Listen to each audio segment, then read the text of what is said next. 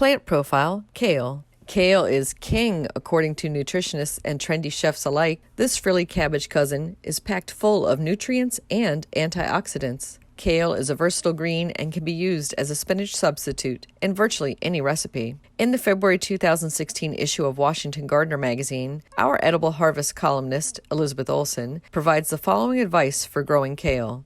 Growing requirements for kale are very similar to those of cabbage. Gardeners who want to grow kale in spring should either purchase transplants in early to mid-spring or start seeds indoors about 4 to 6 weeks before the last expected frost date. Seeds for autumn harvested kale should be started indoors in midsummer, and the plants should be installed in the garden by mid-September. You can also direct sow from seed in late August. Kale grows best in full sun. The soil should drain well and be well worked and amended with compost. Fertilize the plants with an organic vegetable fertilizer. A consistent moisture level in the soil is necessary for the highest quality leaves. Keep the kitchen garden well mulched and free of weeds. The plants should be covered with a floating row cover to protect them from flying insects. It is challenging to extract pests after they've gotten into the leaves. Kale is also quite ornamental. Try interplanting edible purple kale in your containers and beds with cool season annuals like pansies and snapdragons. Harvest the largest kale leaves to eat whenever you like. You can also buy kale specifically bred for its looks rather than for its taste to grow for show in your winter garden and containers. Try growing kale in your garden today. You can grow that.